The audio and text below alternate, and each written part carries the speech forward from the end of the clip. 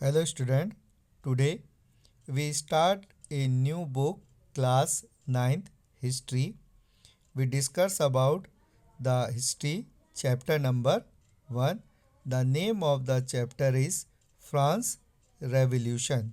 आज हम कक्षा 9 जो सामाजिक विज्ञान है उसका जो हिस्ट्री यानी जो इतिहास का जो भाग है उसका जो प्रथम अध्याय है फ्रेंच रेवोल्यूशन यानी कि फ्रांस की क्रांति उसके बारे में अध्ययन करेंगे। So start today's topic in the chapter we discuss about the introduction यानी कि इस अध्याय में सबसे पहले जो हम पढ़ेंगे वो इंट्रोडक्शन यानी कि परिचय पढ़ेंगे कि किस तरीके से जो फ्रांस रेवोल्यूशन था उसका परिचय क्या है। Cause of the France revolution यानी कि जो फ्रांस से की क्रांति है उसके कारण कौन कौन से हैं, जिसमें social cause, economic cause and political cause यानी कि जो एक सामाजिक कारण कौन कौन से ऐसे सामाजिक कारण थे जिसके कारण फ्रेंच जो रेवोल्यूशन है वो हुई थी। साथ ही साथ इकोनॉमिक कॉस्ट आर्थिक कारणों के बारे में और जो पॉलिटिकल जो राजनीतिक कारण हैं उनके बारे में हम अध्ययन करेंगे। इसके बाद ग्रोइंग मिडिल क्लास यानी कि जो मध्यम वर्ग है उसका उदय किस तरीके से हुआ था इसके बारे में भी हम अध्ययन करेंगे। Philosopher and the contribution of revolution यानी कि जो दार्शनिक और क्रांति में उनका क्या योगदान था, जो दार्शनिक थे यानी कि जो सामाजिक विचारक थे उनका जो रेवोल्यूशन थी जो क्रांति थी उसमें क्या उनका योगदान था उसके बारे में हम पढ़ेंगे। तो सबसे पहले हम पढ़ेंगे द इंट्रोडक्शन। सबसे पहले जो हम परिचय है फ्रांसीसी क्रांति है उसके परिचय के बारे में हम अध्ययन करेंगे। तो इसके अंदर हम देखते हैं कि जो फ्रांस रेवोल्यूशन स्टार्ट इन 1789, जो फ्रांसीसी क्रांति है उसकी शुरुआत 1789 यानी कि 1789 में फ्रांस की क्रांति की शुरुआत हुई थी।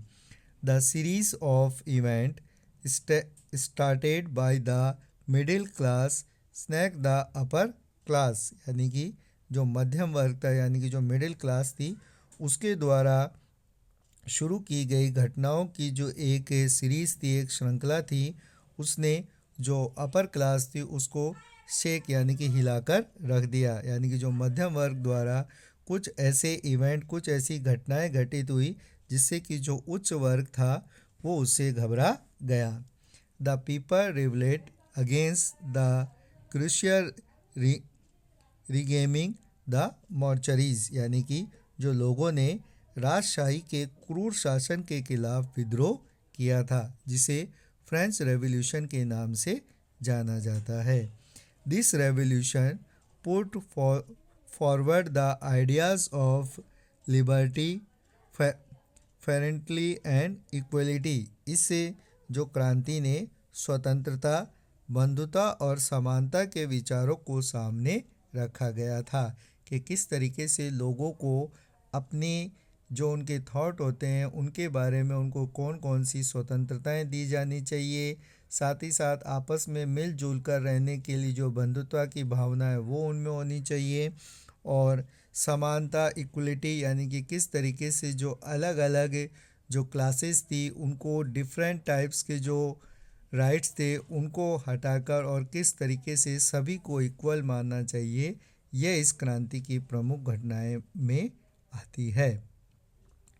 The revolution began on 14 July 1789 with the storming of the furnace presence of Bastille यानी कि जो क्रांति की शुरुआत है वो 14 जुलाई 1789 को गढ़ जेल बास्तिल के तूफान के साथ हुई। जो स्टॉर्म है, जो बास्तिल का जो किला है जिसमें जो कैदी होते थे, जो कैदी थे उनको रखा जाता था, उस किले को तोड़कर उस किले से ही जो 14 जुलाई 1789 को इस क्रांति की शुरुआत हुई थी। The Bastille is fortress persons was hated by all because the stood from the despotic power of the king। यानी कि जो बास्तिल का किला था, किले की जेल से सभी को नफरत थी क्योंकि ये राजा की निरंकुश सत्ता के लिए खड़ा किया गया था। यानी कि जो बास्तिल का जो फोर्ट था वो राजा की जो निरंकुश सत्ता थी, यानी डिस्पॉलिटिक पावर, जिसके ऊपर किसी तरीके का कोई अंकुश नहीं होता है, उस सत्ता के प्रतीक के रूप में इसे माना जाता था। द फोर्टलेस वाज डिमोलिश्ड, यानी कि किले को ढहा दिया गया, किले को तोड़ दिया गया था। Next we discuss about the cause of the France revolution, यानी कि जो फ्रांस की जो क्रांति थी उसके प्रमुख कारण क्या थे। उसमें सबसे पहले हम डिस्कस करेंगे सोशल कॉज, यानी कि जो सामाजिक जो कारण थे कि फ्रांस की क्रांति के सामाजिक कारण कौन कौन से माने जाते हैं। इसमें हम डिस्कस कर रहे हैं सोशल कॉज।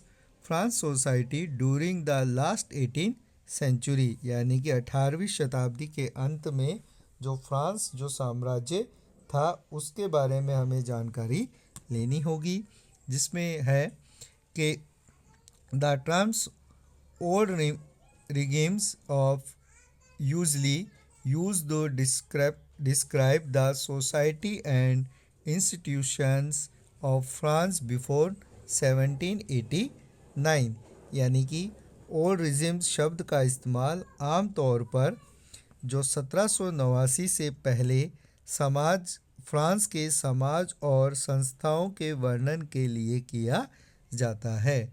मतलब 1789 से पहले जो सोसाइटी थी फ्रांस की, उसके लिए हम ओल्ड रिजिम वर्ड का यूज़ करते हैं।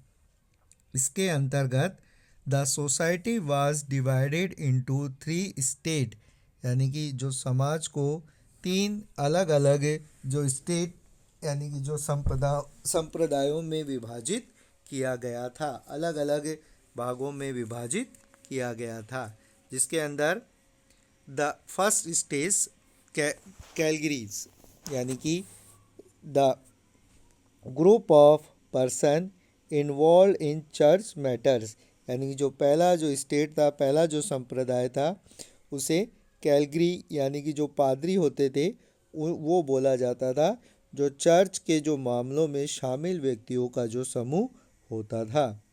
सेकंड स्टेट नोबिलिटी, यानी कि नोबिलिटी पर्सन्स इसमें आते थे, पर्सन वो have high rank in state administration, यानी कि राज्य के प्रशासन में जो उच्च पदों वाले जो लोग होते थे उन्हें हम नोबिलिटी यानी कि सेकंड स्टेट के रूप में जानते थे। Third state